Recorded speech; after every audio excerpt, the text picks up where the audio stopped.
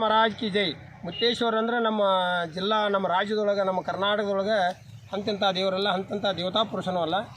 150 ದೇವರು ಪಲ್ಲಕ್ಕಿಗಳು ಕೂಡಿ ಸೇವಾ ಮಾಡಿ ಅಜ್ಜನ ಜಾಗದೊಳಗೆ ಇಲ್ಲಿ 3 ಸಲ ಟಿಪ್ಸ್ ಹೊಡೆದಕೇಸಿಂದ ಹೊಲ ಎಲ್ಲ ಲೆವೆಲ್ ಮಾಡಿದರು. ನೆಗಲ ಹೊಡಿಸ್ಕೇಸಿಂದ ಅದನ್ನು ಕಬ್ಬು ಕೀಳಿಸ್ಬೇಕಂತ ಮಾಡಿದ್ರು. ಹೊಲ ಬಂದು ನೋಡ್ಕೊಡ್ದ ಹೊಲ ತುಂಬ ಕಬ್ಬಿನ ನಾಟಿಗೆ ಎದ್ದು ಬಿಟ್ಟಿತ್ತು. ಇದು ಮುತ್ತೇಶ್ವರ ಪವಾಡ ಪುರುಷರು. ಮುಂದೆ ಇಲ್ಲಿ ಹಿಂದೂ ಒಂದು 100 ವರ್ಷ ಹಿಂದೂ ಊರು ಹಿರಿಯರು, ಪ್ರಮುಖರು, ಊರ ಗೌಡರು, ಸಿದ್ಧಗೌಡ ಅಪ್ಪಜ್ಜ, ಮುಂದೆ ಅವರು ಕಲ್ಲೊಳ್ಳಿ ಬೆರಗಳು ಎಲ್ಲ ಪಜ್ಜ ಇವರೆಲ್ಲರೂ ಕೂತು ಹುಂಚಿಗಡ್ಡೆ ಬಡ್ಡ್ಯಾಗ ಸಿದ್ಧಾರೂಢ ಅಜ್ಜ ಅವ್ರು ಬಂದು ಕೂತಿದ್ರು. ಕೂತ ಟೈಮ್ದೊಳಗೆ ಹಡಿಗನಾಳು ಅನ್ನುವಂಥದ್ದು ಒಂದು ಕೈಲಾಸ ಆಕೈತೆ ಅಂತ ಹೇಳಿಬಿಟ್ಟಿದ್ರು ಅಂತ ಸಿದ್ಧಾರೂಢ ಅಜ್ಜ ಅವರು. ಯಾವೊಬ್ಬ ಹುಚ್ಚ ಬಂದು ಕೂತಾನೆ ಇಲ್ಲಿ ಹುಂಚಿಗಡ್ಡೆ ಬಡ್ಡ್ಯಾಗ ಬ್ರಹ್ಮಪ್ಪ ದೇವ್ರ ಗುಡಿ ಅಂತ ಕತ್ತಿದ್ರು. ಆ ಪ್ರಕಾರ ಅವರು ಇವತ್ತಿನವರೆಗೆ ಹಡಿಗನಾಳು ಊರು ಅನ್ನುವಂಥದ್ದು ಕೈಲಾಸವೇ ಆಗಿಬಿಟ್ಟೈತಿ. ಹಡಿಗನಾಳು ಊರು ಅನ್ನುವಂಥದ್ದು ಕೈಲಾಸ ಐತಿ. ಹಿಂದೆ ಸಿದ್ಧಾರೂಢ ಅಜ್ಜಗಳು ಹೇಳಿದರು, ಅವಧೂತ ಗಾಳೇಶ್ ಅಜ್ಜ ಅವರು ಹೇಳಿದರು. ಇವರು ಮುತ್ತೇಶ್ವರ ಅಜ್ಜ ಅವರು ಎಲ್ಲ ಸ್ವಾಮಿಗಳಿದ್ದವ್ರು ಇದನ್ನು ಹಡಿಗನಾಳು ಊರು ಅನ್ನುವಂಥದ್ದು ಕೈಲಾಸವೇ ಮಾಡಿಬಿಟ್ರು.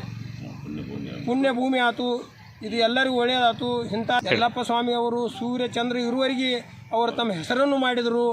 ಎಲ್ಲ ಹೆಸರು ಉಳಿಯುವಂಥ ಕೆಲಸವನ್ನು ಮಾಡಿದರು ಯಲ್ಲಪ್ಪ ಸ್ವಾಮಿಗಳು. ಇದು ದೊಡ್ಡ ಪ್ರಕರಣವಾಗಿ ಹೋಯಿತು. ದೊಡ್ಡದು, ಭಾಳ ದೊಡ್ಡದಂದ್ರೂ ದೊಡ್ಡದಾಗಿ ಹೋಯಿತು. ಜಗತ್ತಿನೊಳಗೆ ದೊಡ್ಡದಾದಂಥ ದೇವಸ್ಥಾನ ಹಡಿಗನಾಳ ಮುತ್ತೇಶ್ವರ.